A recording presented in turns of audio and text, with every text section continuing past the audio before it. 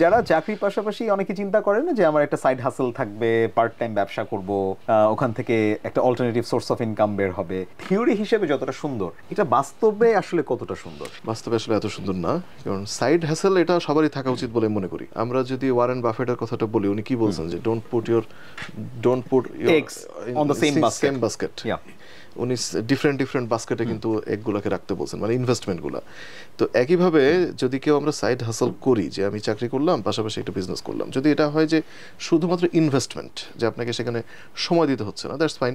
কিন্তু আপনাকে যদি সেখানে সময় দিতে হয়, আপনি যদি ওয়ার্কিং পার্টনার হন বা ডিরেক্টলি বিজনেসের সাথে ইনভলভ হন, তাহলে ওই পরিমাণ সময়টা আপনার আছে কিনা। আমরা কিন্তু দেখেছি যে বাংলাদেশে এর আগে অনেক স্ক্যাম হয়েছে, যে বিভিন্ন মাল্টি লেভেল মার্কেটিং কোম্পানি বলেছে, যে MLM কোম্পানি বলেছে আপনি দিনে মাত্র 2 ঘন্টা সময় পরিশ্রম করেন, আপনি মাস শেষে টয়োটা গাড়ি, কি যেন, নোয়া গাড়ি পেয়ে যাবেন। তো এইটা কিন্তু আসলে বাস্তবে হয় না। তো আপনাকে দেখতে হবে যে চাকরি করার পর আপনার আর কতক্ষণ সময় আছে, সেই সময়টা ওই হাসলের জন্য কি যথেষ্ট কিনা, আপনি নিজে কন্ট্রোল করতে পারছেন কিনা, নিজে সময় দিচ্ছেন কিনা। পাশাপাশি আপনার কিন্তু ফ্যামিলির কথা ভাবতে হবে। আপনি সন্ধ্যা 6টা অফিস থেকে বের হলেন, 6টা থেকে 10টা পর্যন্ত আপনি কাজ করলেন, তাহলে আপনি ফ্যামিলিকে সময় কখন দিবেন? সো সব কিছু চিন্তা ভাবনা করে আপনার হাতে যদি এনাফ সময় থাকে, আপনি নিজে যদি ইনভলভ থাকতে পারেন এবং সেটা যদি একটা ভালো বিজনেস প্ল্যান হয়, অবশ্যই আপনার করা উচিত।